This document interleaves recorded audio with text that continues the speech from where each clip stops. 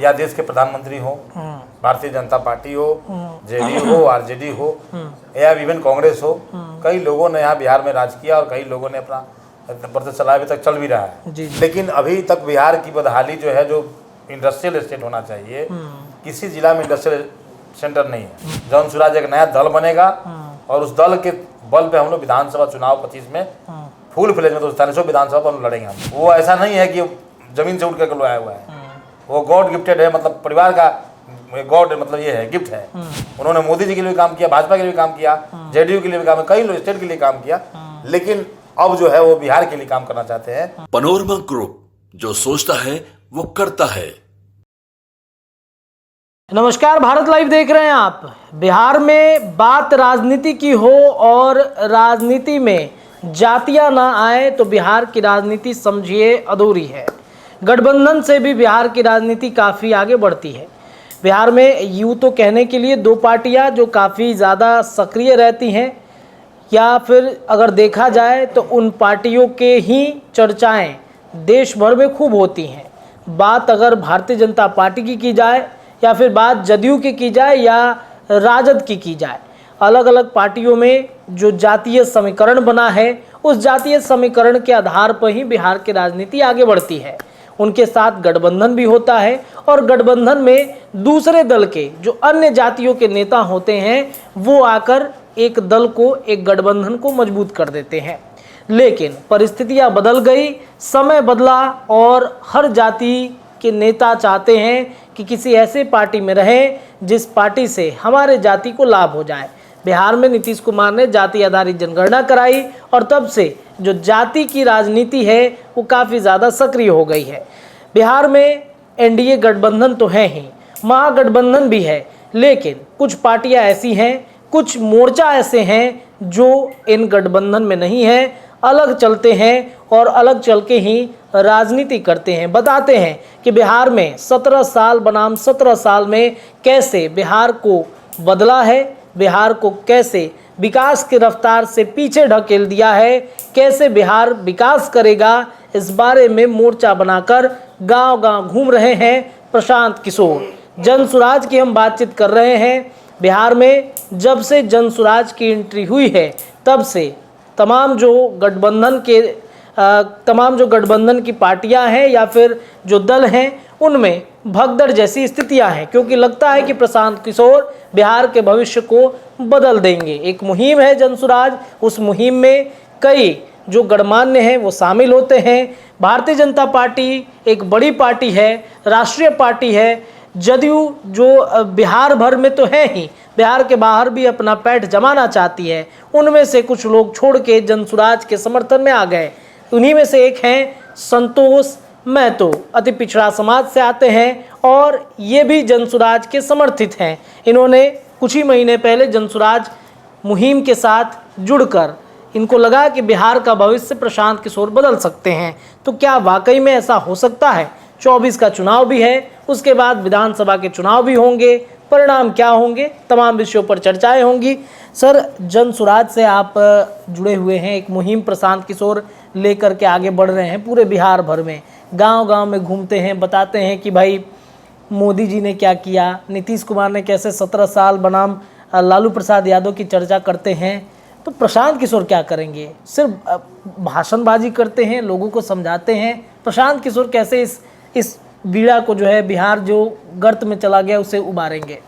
देखिए, प्रशांत किशोर जो है वो अभी राजनेता के तौर पे नहीं, एक अध्ययन के तौर पे, राजनीतिक अध्ययन के तौर पर गांव के, बिहार के हर गांव जा कर के लोगों का मानसिकता पर भाप रहे हैं, लोगों का मैंडेट ले रहे हैं कि उनकी क्या इच्छा है।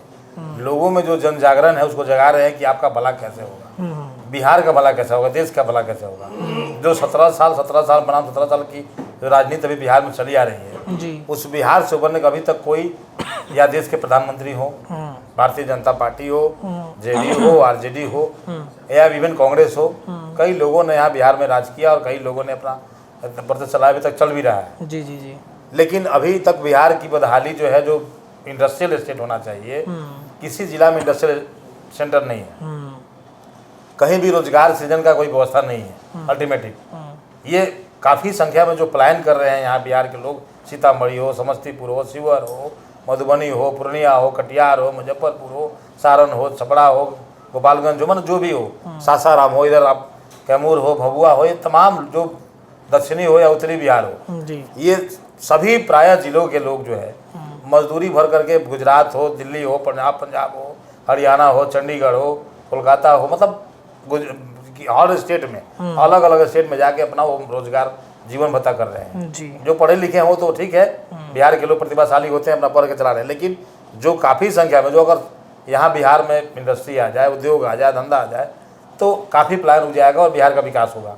लेकिन उस तरह बिहार के कोई नेताओं ने आज तक ऐसा पहल नहीं किया, इवन चाहे सेंट्रल हो या चाहे स्टेट गवर्नमेंट की सरकार हो। जी तो इसके लिए प्रशांत जी एक मुहिम लेकर चले हुए हैं कि गांव गांव हम लोगों को जगाएंगे और एक अलग कायम राजनीतिक प्लेटफॉर्म कायम करेंगे हम। और हम लोग का मतलब ये है एजेंडा कि सीधा सीधा कि हम लोग राजनीतिक पार्टी बनाएंगे, जन स्वराज एक नया दल बनेगा और उस दल के बल पे हम लोग विधानसभा चुनाव 25 में फुल फ्लेज में तो 45 विधानसभा पर हम लड़ेंगे हम लोग। तो विधानसभा पे फोकस है, लोकसभा पे क्यों नहीं फोकस है? देखिए लोकसभा अभी पदयात्रा चल रही है, अभी प्रायः 17-18 जिलों में 19 जिलों में अभी पदयात्रा चल रही है। जी जी जी पदयात्रा अभी पूरे बिहार हुआ नहीं है, इसलिए हमारा मासिक रूप से जो पूरा 40 लोकसभा पर है हम लोग का संगठन विस्तार नहीं हो पाया है। वैसे लोग हमारे 40 विधानसभा जुड़े हुए हैं, जी 40 लोकसभा जुड़े हुए हैं, लेकिन अभी संगठन विस्तार नहीं हो पाया है, इसलिए उस पर हम लोग विचार नहीं कर रहे हैं। कई साथी हमारे ऐसा नहीं है, लड़ने को बहुत लोग तैयार हैं, जी लेकिन संगठन का क्या है कि हमारा संगठन पूरा विस्तार जब तक नहीं होता है, दल नहीं बनता तब तक उस पर निर्णय हम लोग लेना श्रेयस्कर नहीं होगा, लाभप्रद नहीं होगा। इसलिए जब तक नेता हमारे जो प्रशांत किशोर जी है उनका भी निर्णय है और संगठन का भी निर्णय है कि पूरा जो बढ़िया से प्लेटफॉर्म तैयार हो जाए तब गाड़ी को हम लोग खोला जाए। तो कब तक आखिर बिहार की जनता, मान लीजिए कि आप लोग मोटिवेट कर रहे हैं उनको कि भाई हमें वोट दीजिए, एक जैसा कि आपने कहा कि लोगों को जागरूक कर रहे हैं कि कैसे बिहार को बदला जा सकता है, इतना सब कुछ खर्च कर रहे हैं, तो लोकसभा से ही क्यों ना शुरुआत की जाए ताकि सब कुछ विधानसभा के अंदर आते आते एक माहौल तैयार हो जाए जनस्वराज के लिए। अभी वोट की बात तो हम लोग कर ही नहीं रहे हैं, हम लोग तो किसी आदमी से वोट भी नहीं मांग रहे हैं। अभी उसको बताया जा रहा है कि बिहार के हित में क्या अच्छा है और क्या बुरा है। प्रशांत जी रोज यही बात बोल रहे हैं कि बिहार की आपके हित में क्या है, आपके बच्चों के हित में क्या है, विकास के हित में क्या है और राज्य के हित में क्या है, यही बात लोग समझाई जा रही है। डिफरेंसेस दिखाया जा रहा है कि राजद और जदयू ने अभी तक क्या किया, जो अन्य सरकारें थे पिछली 30-35 साल चल रही है उन्होंने क्या विकास किया, तो उसी को उजागर किया जा रहा है। अच्छा एक बात बताइए, 17 साल लालू प्रसाद यादव की बात करते हैं, 17 साल नीतीश कुमार की बात करते हैं, प्रशांत किशोर के साथ साथ कई ऐसे युवा चेहरा बिहार में हैं, तो जो 17 साल में ना तो नीतीश कुमार कर पाए ना लालू यादव कर पाए, प्रशांत किशोर कैसे बदलेंगे बिहार को? देखिए युवा चेहरा जो भी हैं वो लोग कहीं ना कहीं से बोनस वाले हैं। आपके चिराग पासवान जी भी हैं, तो आदरणीय रामविलास पासवान जी जो दलितों के बहुत बड़े राष्ट्रीय लेवल के नेता थे, जी जी चिराग पासवान जी के साथ हम लोग भी ने काम किया है कुछ दिनों के लिए। हम लोग पार्टी में नहीं थे, हम लोग गठबंधन में थे, लेकिन उनके लिए हम लोगों ने काम किया है। वो एक राष्ट्रीय स्तर नेता रहे हुए हैं, तो चिराग पासवान जी बेसिक उनके पिता बेटा रहे हुए हैं, तो उनको निश्चित रूप से पारिवारिक लाभ मिल रहा है। आदरणीय तेजस्वी जी है तो माननीय लालू प्रसाद जी के बेटे हैं वो, तो उसका लाभ तुमको मिल रहा है ना। वो उनके मतलब धरोहर का चीज है, वो ऐसा नहीं है कि जमीन से उठ कर लो आया हुआ है, वो गॉड गिफ्टेड है, मतलब परिवार का गॉड मतलब ये है गिफ्ट है कि परिवार से बिलोंग करते हैं तो उनको मिल रहा है। अदरवाइज प्रशांत किशोर का पारिवारिक कोई में पॉलिटिकल तो रहा नहीं है, तो राजनीतिक गलियारे से तो आते हैं, कई लोगों के लिए काम भी किया है, उन्होंने कैंपेनिंग किया है, as a job as a profession जो है उन्होंने राजनीतिक कार्य के रूप में कार्य किया।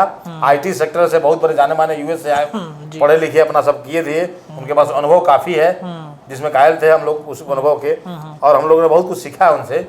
तो उस समय वो कुछ काम कर रहे थे राजनीतिक पार्टियों के लिए, उन्होंने मोदी जी के लिए काम किया, भाजपा के लिए काम किया, जेडीयू के लिए भी काम, कई स्टेट के लिए काम किया, लेकिन अब जो है वो बिहार के लिए काम करना चाहते हैं, अपने लिए काम करना चाहते हैं और बिहार की जनता के लिए काम करना चाहते हैं। उसी से हम लोग प्रभावित होकर के हम लोग चाहते हैं कि बिहार में एक अलग पहचान हो, मुहिम खड़ा हो, उसी संदर्भ में हम लोग जनसुराज साथ जुड़े हुए। लगता है कि मतलब ये प्रशांत किशोर की मुहिम जो है टिक पाएगी इन लोगों के सामने?